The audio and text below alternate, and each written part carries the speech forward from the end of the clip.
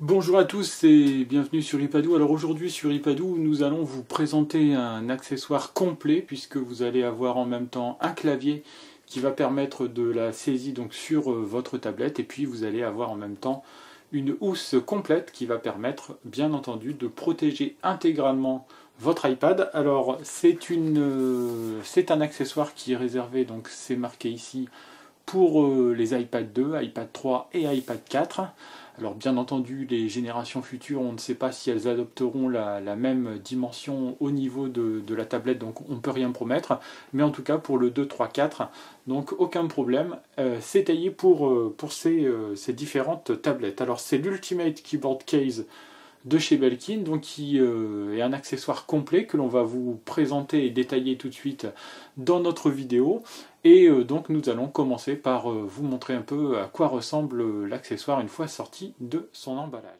Alors voici donc cet accessoire. La première chose qui nous vient à l'esprit quand on voit ce type d'accessoire, c'est la ressemblance assez frappante entre cet accessoire et un ordinateur classique. On pourrait penser par exemple à un MacBook où donc on a quelque chose qui est déjà un peu plus volumineux que la tablette seule, et on verra une fois que la tablette est installée dans l'accessoire ce que cela donne. Donc ici, tout en bas à droite, nous avons le logo de la marque qui apparaît donc tout en bas à droite de cette coque.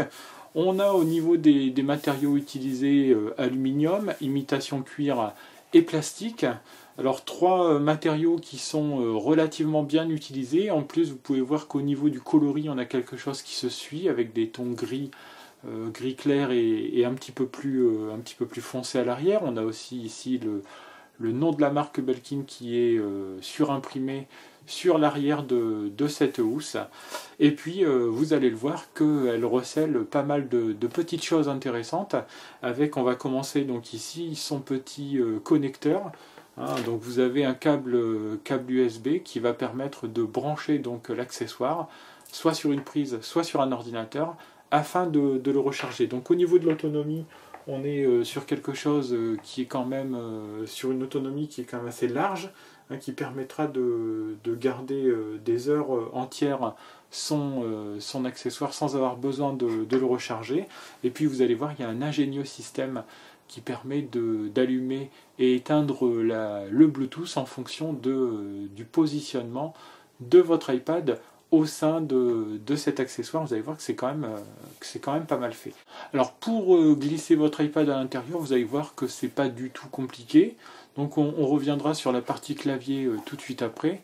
Donc on va s'intéresser au fait de glisser donc l'accessoire au sein de ce clavier. Alors on peut voir ici la partie haute, puisqu'elle est symbolisée entre autres par l'entrée pour la caméra, le bouton de marche arrêt ou encore la prise jack. Et puis en bas donc nous avons donc une entrée laissée libre pour le Lightning.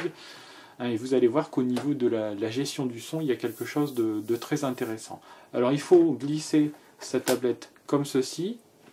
Et voilà, vous entendez le petit bruit caractéristique qui prouve que cet iPad est bien glissé au sein de cette coque et que vous voyez aucun risque de voir tomber l'iPad une fois que celui-ci est positionné dans sa housse. Il n'y a aucun problème. Alors ce qui est vraiment intéressant maintenant, ça va être la partie clavier et le fonctionnement de votre iPad avec le clavier. Et c'est ce que nous allons voir donc tout de suite. Alors voici donc en détail donc le clavier de cet accessoire. Alors vous voyez ici, nous avons trois encoches puisque nous pourrons le mettre dans trois positions différentes, donc notre tablette.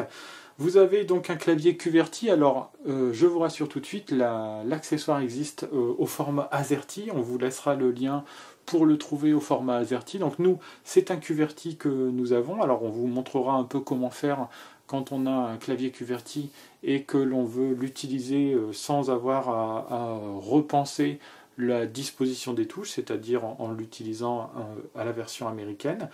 Et puis vous avez donc un certain nombre de touches comme le Home, ici, qui sont spécifiques donc à l'iPad.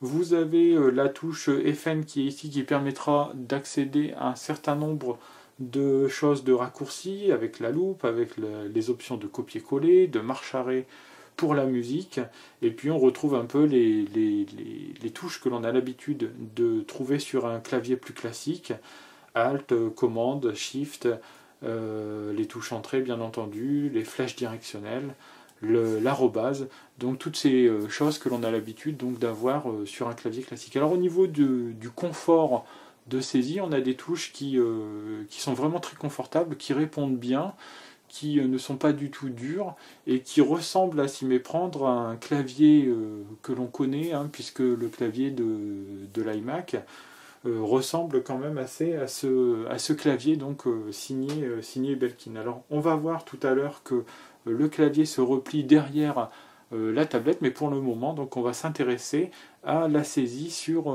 iPad. Et pour la saisie sur iPad, eh bien c'est pas très compliqué. Il suffira donc de redresser son clavier, de le mettre comme ceci par exemple sur la partie, donc les trois encoches hein, que je vous ai montré tout à l'heure.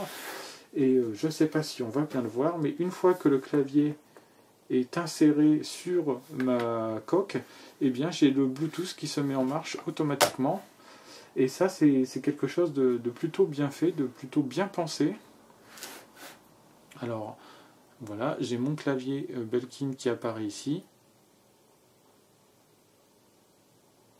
Donc, mon iPad est connecté avec mon clavier Belkin. Donc, je suis passé par la connectique Bluetooth. Et puis maintenant, si j'appuie sur le Home de mon clavier, eh bien, on peut s'apercevoir que j'ai réussi à revenir donc sur l'écran d'accueil de mon iPad. Alors voilà donc ce que cela donne une fois donc l'iPad inséré sur le clavier. Et puis maintenant donc je vais pouvoir faire du traitement de texte. Je vais lancer par exemple une application comme Pages où je vais bien ouvrir un nouveau document. Alors hop, je crée donc un nouveau document vierge. Et je vais donc utiliser le clavier sur mon iPad de la façon la plus simple qui soit. Alors j'espère qu'on va bien voir. Je vais essayer de faire en sorte qu'il y ait un minimum de reflets. Je vais mettre une police d'écriture assez grande pour pouvoir se rendre compte de la saisie sur ce clavier. Et c'est parti donc pour le test. Alors au départ, donc pas forcément toujours simple de trouver la bonne disposition des lettres et des symboles, puisque c'est un petit peu différent par rapport à un clavier classique. Alors premier souci que je vais rencontrer si donc je suis sur un clavier français, c'est que je vais avoir un décalage entre les lettres. Vous voyez par exemple ici, si j'appuie sur le Q, c'est un A qui apparaît, puisque j'ai un clavier français dans mon iPad et j'ai un clavier américain sous la main. Donc ce que je vais faire, c'est que je vais ajouter un clavier supplémentaire dans les paramètres pour pouvoir ensuite basculer d'un clavier à l'autre. Et pour ce faire, ce sera très simple. Il y a la touche qui est ici, qui va me permettre, vous voyez, de passer du clavier français au clavier anglais. Et là, donc cette fois-ci, je suis bien sur le clavier anglais, qui va me permettre donc de réaliser le test que je veux faire. Donc cela se fait relativement simplement. Donc reste plus qu'à trouver les symboles, reste plus qu'à trouver les bonnes lettres, la bonne disposition sur mon clavier quand je suis en QWERTY. Et c'est parti donc pour la saisie du texte. Donc la saisie du texte se fait relativement simplement. Alors, difficile de se concentrer en même temps. Alors, quand le clavier est assez proche de l'écran, on a tendance à taper dessus. Donc, ça fait relativement simplement. Et on peut voir donc que le clavier répond bien à ce que je suis en train de faire. Alors ici, si vous voyez que tous les mots que je suis en train de saisir sont soulignés, donc considérés comme faux, c'est parce que je suis bien entendu passé sur un clavier américain et que je suis en train de taper du texte en français, ce qui fait que l'iPad le considère tout cela donc comme des fautes d'orthographe.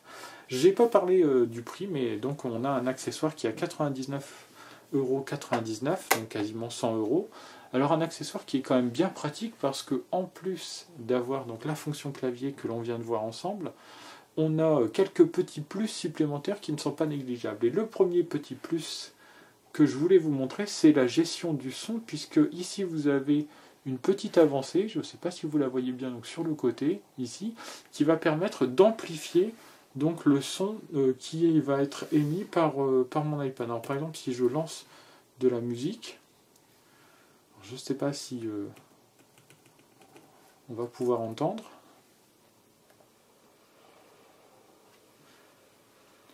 Alors je vais peut-être... Donc voilà. Donc si je lance de la musique, j'ai le son qui est amplifié par ce petit accessoire qui est ici. Avec toujours, donc, vous voyez des liens, des touches donc, qui m'amènent vers des liens directs qui vont me permettre donc, de mettre ma musique en mode silencieux, de la mettre en pause, de la reprendre. Alors là, je l'ai mis en pause. Je vais remettre le son. Vous voyez. Et je relance la musique. Ou alors je la remets en pause, donc toujours avec le bouton qui est tout en bas, hein, le bouton FN, qui va me permettre donc très facilement de gérer la musique ou encore de saisir, de faire une recherche très simplement, d'appuyer sur le bouton Home, et tout cela donc se fait très très facilement avec une disposition des touches qui a été relativement bien pensée, qui a été repensée d'ailleurs, puisqu'au début les touches qui permettaient de gérer les fonctions musicales étaient donc tout en bas. Vous avez même une touche ici hein, pour la reconnaissance vocale, qui va permettre, par exemple, quand vous êtes en train de saisir du texte, et bien tout simplement de ne plus avoir à l'écrire, mais à le dicter, et votre iPad donc prendra en compte, prendra en charge donc ce que vous êtes en train de lui dicter. Donc encore une fois, un petit plus en supplément qui n'est pas négligeable. Alors, je vais maintenant refermer mon accessoire. Alors quand je le referme, le Bluetooth s'éteint automatiquement. Et donc j'ai donc l'accessoire qui est l'iPad donc qui est au sein de cet accessoire, et j'ai un ensemble qui est relativement séduisant, hein, qui ressemble, comme je vous l'ai dit tout à l'heure, à un ordinateur classique. Alors il faut compter quand même entre l'iPad et l'accessoire, il faut compter quand même presque dans les 2 kg. Donc on a quelque chose quand même d'assez lourd, de plutôt encombrant, hein, qui a tendance à donner du volume et du poids à l'iPad, mais encore une fois, on a quelque chose qui est quand même relativement bien pensé, et vous allez voir pourquoi, parce que je peux aussi utiliser ma tablette. Alors je vais l'ouvrir. Il suffira donc de faire glisser le clavier derrière, et j'ai donc une utilisation de la tablette avec le clavier qui est à l'arrière, donc positionné comme ceci, qui me permet donc de tenir mon iPad, et qui n'influence pas, qui n'a aucune influence donc sur mon iPad, puisque une fois que j'ai retiré l'iPad du clavier, eh bien le clavier se déconnecte automatiquement et la gestion du Bluetooth s'éteint, ce qui permet donc déjà d'économiser premièrement la batterie de votre clavier, et deuxièmement de ne pas avoir le risque d'éteindre malencontreusement ou de saisir du texte sur son iPad quand je le tiens comme ceci. Alors bien entendu, c'est volumineux, encombrant. Alors je peux le tenir facilement parce que vous voyez ici, donc c'est une partie où il n'y a pas de touche, donc je peux tenir très facilement mon iPad. En revanche, ici, si je veux le tenir comme ceci, avec les touches qui sont derrière, on a quelque chose comme qui est franchement pas idéal. Mais dans l'ensemble, on a quand même un produit qui est bien fini, de qualité, hein, qui est appelé aussi à durer dans le temps. Donc on a des matériaux qui sont utilisés, qui sont vraiment faits pour durer dans le temps. On a un clavier, on a un amplificateur pour le son. On a aussi la possibilité de le mettre donc comme ceci pour pouvoir tenir sa tablette sans aucun problème. Donc voilà un accessoire, hein, qui va permettre plusieurs usages, plusieurs utilisations, donc sans avoir besoin de multiplier les accessoires, pas besoin d'une coque, pas besoin d'un clavier externe, tout est réuni en un, pas besoin d'un amplificateur de son, tout est là à 99,99 €. Donc cet accessoire signé Belkin. On vous mettra bien sûr tous les liens sur le site internet pour pouvoir le trouver directement chez l'accessoiriste. Mais on a vraiment un produit qui est plutôt séduisant, hein, qui nous a bien plu. Très différent du clavier de chez Logitech que l'on avait vu très très récemment, qui lui ne protégeait que l'écran et qui était un clavier dont la gestion du Bluetooth n'était pas aussi intelligente que sur le Belkin. Alors bien entendu, de ce fait, il est aussi plus encombrant et plus lourd. Donc à vous de choisir. Qu'est-ce que je recherche exactement? Qu'est-ce que je veux pour mon iPad? Est-ce que je veux une solution tout en un? Si vous êtes à la recherche d'une solution tout en un, eh bien je crois que cet accessoire signé Belkin, donc ce clavier Ultimate Keyboard, donc peut-être l'accessoire qui va vous satisfaire et celui que vous êtes en train de rechercher. Voilà, donc nous, on vous remercie beaucoup sur iPadoo de nous avoir suivis, d'avoir suivi ce test, et puis on vous dit donc à très très bientôt pour de nouveaux tests sur notre site. Au revoir et bonne journée.